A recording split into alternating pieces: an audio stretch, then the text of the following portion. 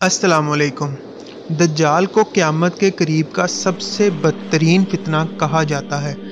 इसका ज़ाहिर होना क़यामत की सबसे अहम तरीन और बड़ी निशानियों में से एक है। अहादीसे मुबारका से ये साबित है कि दज्जाल कोई सिस्टम नहीं बल्कि एक शख्स होगा और पूरा सिस्टम जो कि इस वक्त यहूदी कौम के कंट्रोल में है उसे सपोर्ट करेगा। इसी टेक्नोलॉजी की वजह से लोग उसे खुदा मानकर उसके पीछे चल पड़ेंगे, क्योंकि उसके एक हाथ के अंदर जन्नत और उसके दूसरे हाथ के अंदर अपने खुद की तैयार की हुई जहन्नम होगी। लेकिन उसकी फितरत के मुताबिक ये सब कुछ झूठ और नजर का धोखा होगा, क्योंकि अल्लाह के रसूल सल्लल्लाहु अलैहि वसल्लम ने फरमाया कि जब तुम ये वक्त पाओ तो बिना खौफो खतर उसके जहन्नम के अंदर कूद जाना, क्योंकि यही असल जन्नत होगी और उसकी जन्नत असल में जहन्नम। नाजरीन, दज्जाल के फितना से मुतल्लिक हर एक पैगंबर अपनी अपनी कौमों को डराते रहे हैं कि क़यामत से पहले ऐसा बदतरीन फितना रुए जमीन पर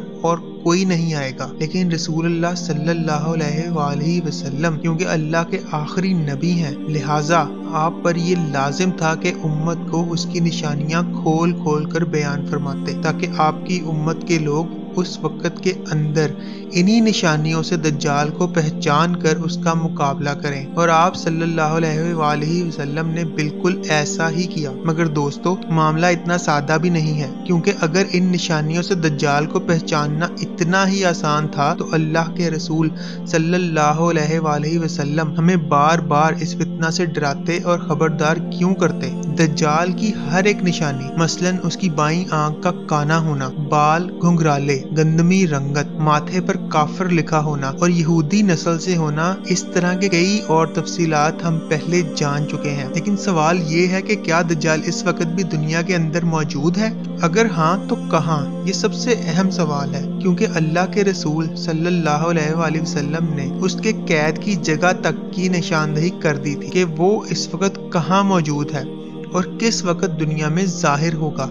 अगर आज उन्हीं निशानियों को सामने रखकर हम उस जजीरे की लोकेशन निकालने की कोशिश करें तो जो हकायक हमारे सामने आते हैं आपको शॉक कर देंगे। मगर ये सब समझने से पहले कि दज्जाल इस टाइम कहाँ है, हमें एक सहाबी जिनका नाम था हजरत तमीमुद्दारी, उनके समुद्री सफर और दज्जाल से उनकी मुलाकात का वाकया जानना इंतहाई जरूरी है, जिसे रसूलुल्लाह सल्लल्लाहु अलैहि वसल्लम ने भी कंफर्म किया कि हाँ, जिस शख्स से तुम मिले थे वो दरअसल दज्जाल ही था। ये सही मुस्लिम की एक तवील हदीस है जिसका मफहूम है कि रसूलुल्लाह सल्लल्लाहु अलैहि वसल्लम के एक सहाबी हजरत तमीमुद्दारी, जो कि पहले क्रिश्चियन थे, जब रसूलुल्लाह सल्लल्लाहु अलैहि वसल्लम के पास इस्लाम कबूल करने के लिए हाजिर हुए तो अपने एक समुद्री सफर का अहवाल आप सल्लल्लाहु अलैहि वसल्लम से बयान किया। हजरत फातिमा बिनते कैस रजी अल्लाह ताला अन्हा से रिवायत है कि एक रोज रसूलुल्लाह सल्लल्लाहु अलैहि वसल्लम ने नमाज के बाद तमाम सहाबा को मस्जिद में बैठे रहने का हुक्म दिया। मैं तमाम औरतों की पहली सफ के अंदर मौजूद थी और फिर फरमाया कि आज मैंने तुम्हें कोई अल्लाह का पैगाम या नसीहत सुनाने के लिए नहीं बुलाया, बल्कि वो कुछ बयान करने के लिए बुलाया है जो कि तमीमुद्दारी ने इस्लाम कबूल करने के बाद आज मुझसे बयान किया।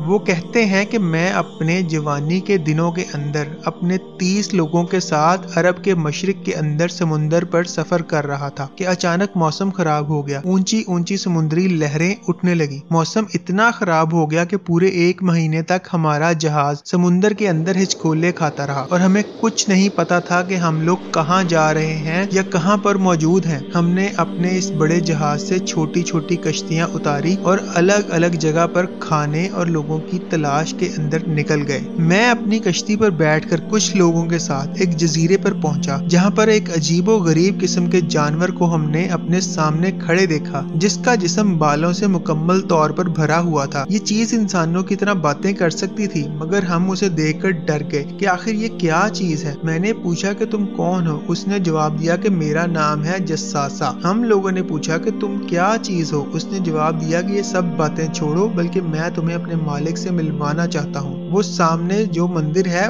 वहाँ पर वो शख्स बड़ी शिद्दत से तुम्हारा इंतजार कर रहा है। अब इस वाकया के अंदर इस मंदिर यानी बुत खाना के लफ्ज को आपने जहन में रखना है। तमीमुद्दारी कहते हैं कि हम उसके पीछे चले और उस मंदिर के अंदर एक बहुत बड़ी जिसामत के शख्स को हमने जंजीरों के अंदर बंधा हुआ देखा। उससे बड़ी जिसामत का शख्स हमने आज से पहले कभी नहीं देखा था। उसके हाथ उसकी गर्दन से बंधे हुए थे और उस शख्स ने आते ही हमसे कुछ सवाल किए। पहला सवाल ये था कि मुझे बसान की खजूरों के बारे में बताओ कि क्या वहाँ पर दरख्तों पर अभी भी फल उगते हैं। हमने कहा हाँ बिल्कुल आते हैं। वो कहने लगा कि वहाँ पर बहुत जल्द कोई फल नहीं होगा। फिर कहने लगा मुझे तिब्रिया की झील के बारे में बताओ, उसमें अभी भी पानी बाकी है। हमने कहा हाँ बहुत ज्यादा पानी है। उसने कहा बहुत जल्द ये भी खुश्क होने वाला है। तीसरा सवाल उसने ये किया कि मुझे ज़ुगर के चश्मे के बारे में बताओ और उसके बाद गोलान की पहाड़ियों के बारे में पूछने लगा। आखिर में कहने लगा कि मुझे इस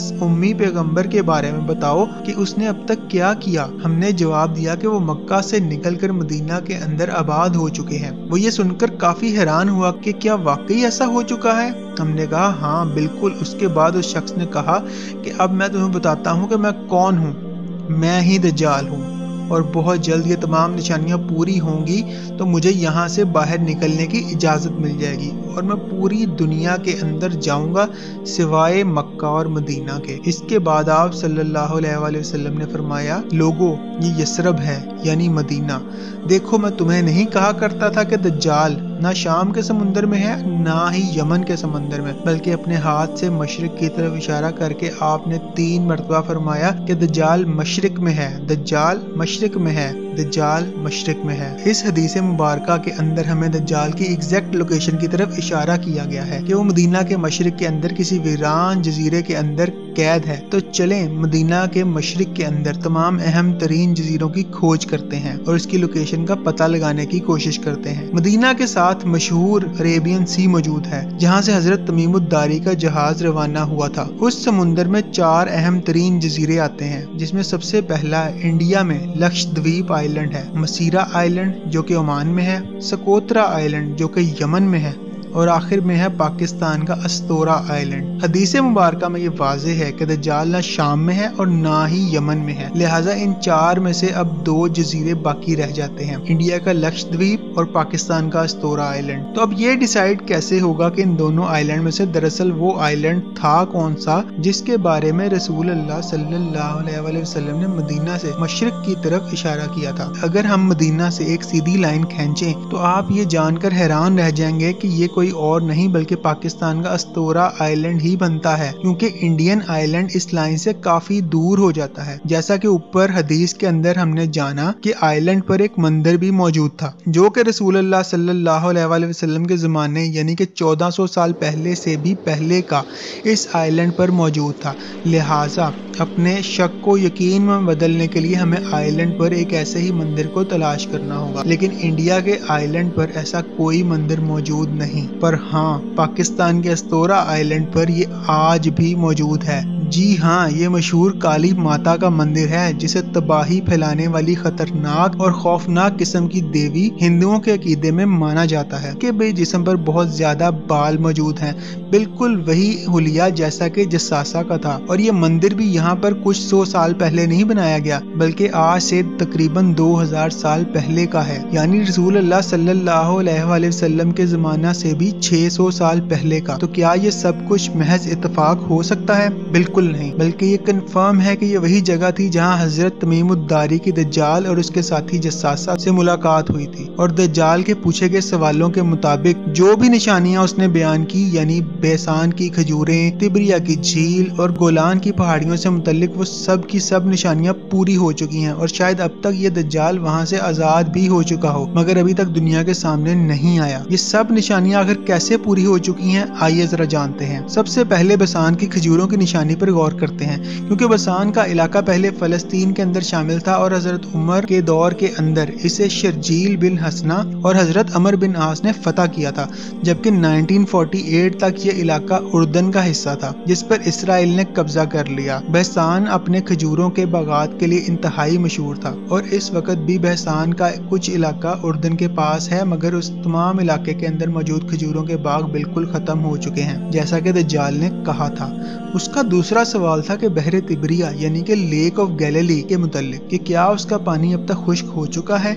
ये झील इस वक्त इसराइल के अंदर मौजूद है, जिस पर यहूदियों का कब्जा है। उसके पास यहूदियों के 4 बड़े शहरों में से एक शहर मौजूद है, और जब रूमी बादशाह टाइटस ने बैतुल मकदस पर हमला किया और उसे तबाह किया, तब तमाम यहूदी रहबाई बहरे तिब्रिया के पास आकर जमा हो गए और यहाँ पर आबाद हो गए और अपनी मजहबी किताब तलमूद को तरतीब दिया। इस झील की लंबाई शुमाल से जनूब तक 23 किलोमीटर है। ये यहूदियों के लिए मीठे पानी का सबसे बड़ा सोर्स है, जो कि उर्दन की गोलान पहाड़ियों के सबसे बड़े पहाड़ जबल शेख से आता है। और इस वक्त सूरत हाल ये है कि ये झील अपने 100 साल के कम तरीन पानी की सतह पर पहुंच गई है और आहिस्ता आहिस्ता बिल्कुल खुश्क होने के करीब है, जैसा कि दज्जाल ने कहा था। तीसरा सवाल उसने इसराइल के मशरिक के अंदर मौजूद जुगर के चश्मे के बारे में पूछा था, जिस पर इस वक्त भी यहूदियों का कब्जा हो चुका है। उसके बाद दज्जाल का अगला सवाल गोलान की पहाड़ियों के बारे में था, जिन्हें 1967 की जंग के अंदर इसराइल ने शाम से छीन लिया था। और इस पहाड़ी इलाके की सबसे ऊंची चोटी है जबल शेख,